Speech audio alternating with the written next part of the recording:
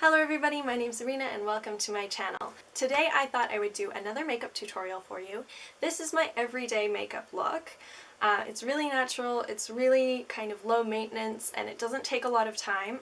So this video is for those of you who are either beginners or you really like makeup but you don't do the really extravagant looks all the time. So I'm using the Anastasia Beverly Hills Modern Renaissance palette in this video, but it's still a very low maintenance makeup look. So it's very autumnal. I like the oranges in the Modern Renaissance palette. They have quite a few of them, and I hope you enjoy. For this video I decided to do a chattier approach to the makeup tutorial.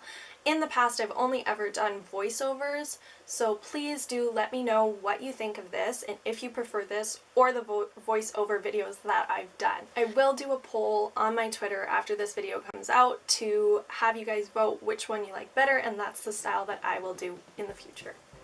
Hope you enjoy! I'm just starting with my primer. I mostly put it in this area because that's where all my makeup goes for the most part. I'm pretty sure that primer stops your makeup from sinking into your skin, which is, you know, a good thing, but everybody who's been using the Nivea aftershave balm thing, I read a post about that and they were like, you shouldn't be using that, it's not doing what a primer does, and I was like, oh, so good thing I never tried that. Then I'm using NARS's Pure Radiant Tinted Moisturizer Broad Spectrum SPF 30. And I just put this kind of on top of my cheeks and on top of my nose, which is where my face tends to be a bit like lighter than the rest of my face. So I haven't been using a foundation at all. Instead I've just been using this tinted moisturizer, and so far so good. I don't have very many complaints about it. It doesn't give as much coverage, but my skin's been really good right now and I don't want to jinx it by using a foundation again, because sometimes that makes my skin break out a lot more. Using is Urban Decay's 24/7 Concealer Pencil in the color FBI, and I just put it a little bit under my eyes and kind of mix it in with my fingers. This concealer is a bit darker than the concealer that I usually use. Basically, my skin right now is really tan because I worked outside all summer. So now I'm just trying to use the makeup pieces that I have that are too dark for my winter skin. So the light cocoa kind of to set in under my eyes, and I put it on top of my T-zone. That's your T-zone right there, and on my chin, on there, basically anywhere you want to highlight your face. I always go over with the CoverGirl pressed powder just because it kind of makes like the rest of the face look more one even color. You'll notice sometimes in some of my other videos it looks really light under here, but that's the only way I can stop my eyes from having really bad dark eye circles. So I just put this over top to make it all kind of look a little bit more even. And then I use the Hourglass Ambient Lighting Powder, which was so expensive but so worth it. And I put this all over my face too, partially because, you know, it sparkles, but also partially because it really blurs out any pores and lines as well, which is really nice. Then I use the darker colors, the medium and dark cocoa from the Cocoa Contour palette, and I contour my face vaguely with it. So I just kind of dust it in the hollows of my cheeks. It's not super strong, but it just kind of helps emphasize what's there, and then I put it around my face a bit as well, in my temples, along my hairline, and that's about it.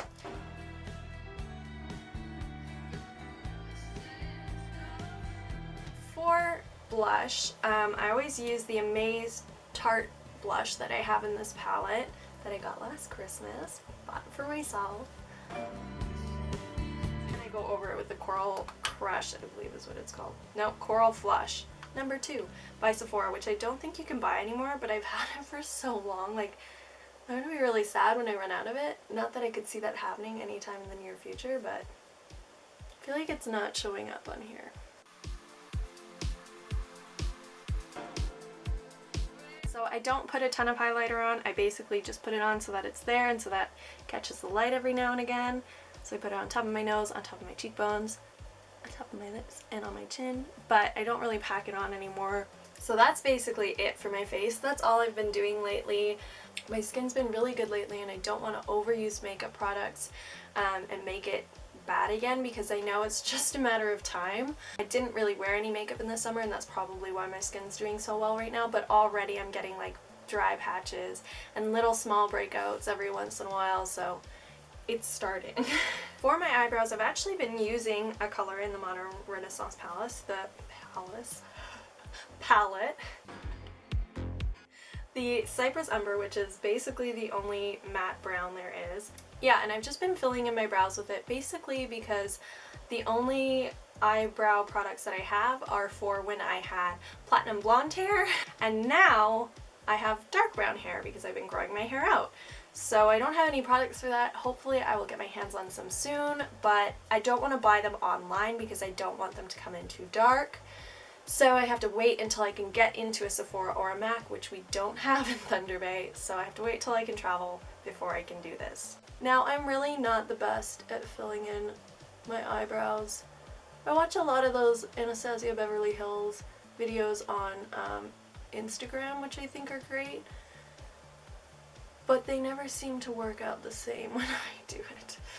I mean, my eyebrows aren't terrible, but they're not Anastasia Beverly Hills Instagram worthy. This actually suits my eyebrow color pretty well. Yeah, if you want tips on filling in your eyebrows, I would totally recommend watching Anastasia Beverly Hills videos because they have a ton of promotional videos that go on their Instagram because they have a ton of brow products. So they always reblog or re-Instagram or whatever it's called, regram a bunch of those videos.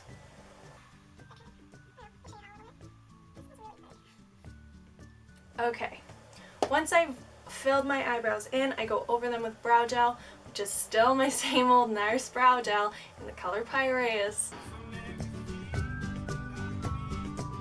I just really hate having eyebrows that move around, which I do.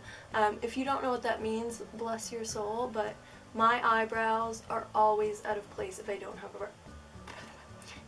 have brow gel in. And I'm surprised that there's still actually some product in this. Like, there's still product in this. I've had it for well over a year now, and I can still use it.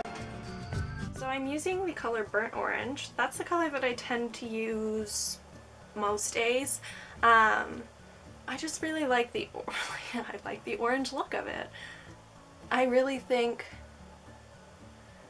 that it's really autumnal, but like still pretty subtle. So it's not like one of the really dark colors that they have on there. It's kind of, it's in between raw sienna, golden ochre, and orchard. Orchard? Is that how you spell orchard? Whatever. And real girl, that one. So I put it on with the brush that came with the palette, just to make sure that I'm getting a decent amount of color actually on my lids. I take this brush. It's really similar to the Real Techniques brush, blending brush, but I got it from my makeup brush set. I use it some days, most days. This is the only brush I use. Can we talk about how red my cheeks are right now? I put on way too much blush. But I basically just blend this out, and that's the majority of what I do. I just build up the color a lot. It's basically just all blended out on top of my lid. And then, because this is a YouTube video and not my everyday life, I do sometimes use the darker color Real Girl.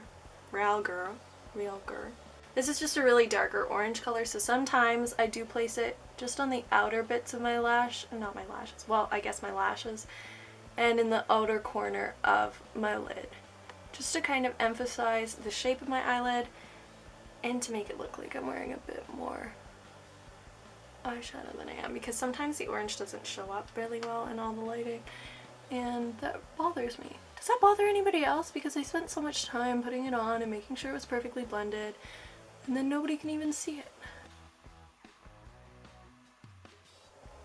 The darker color is the one that I put underneath my eye as well.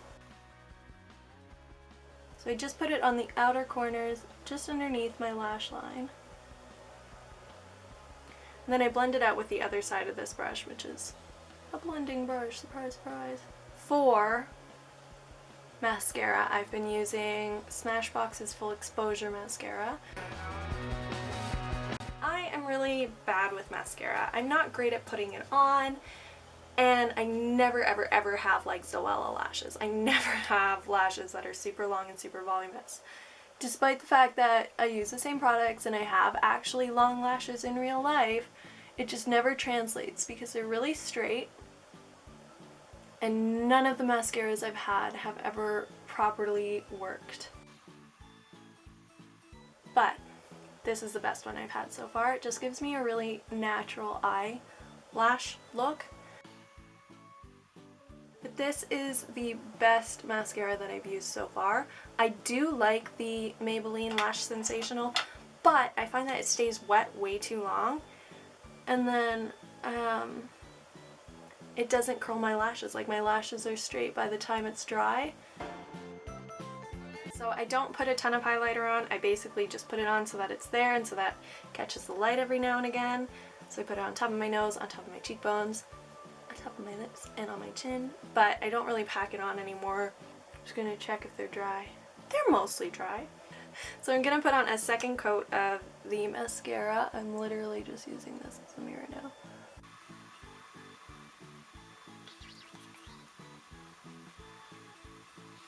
Okay, don't judge me, but this is a really old MAC mascara. It's called the Studio Fix Bold Black Lash. I don't even know if they still make this mascara, but I got it a really long time ago, and the bristles, let me show you them. The bristles are super, super like small and even, and they separate your lashes really well, and they're perfect for bottom lashes. So I still use it, even though it's like 2 years old. If I put my lipstick on with Lucas Pop ointment, which is a papaya ointment, basically it's like a lip care product, it goes on so much better.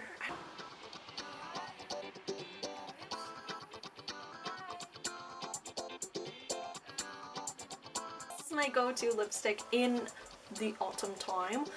It's called Verf by MAC. I think they still carry it. Sometimes MAC gets rid of lipsticks like within a year, so I can't promise that they still carry it, but I'm pretty sure they do. It's just a really nice brown nude, and it's more subtle than a really big berry lip, which I do also like in autumn, but I find I don't want to wear to school, especially like on days when I have a lot of classes and I'm going to be there for a while, so I tend to wear this one.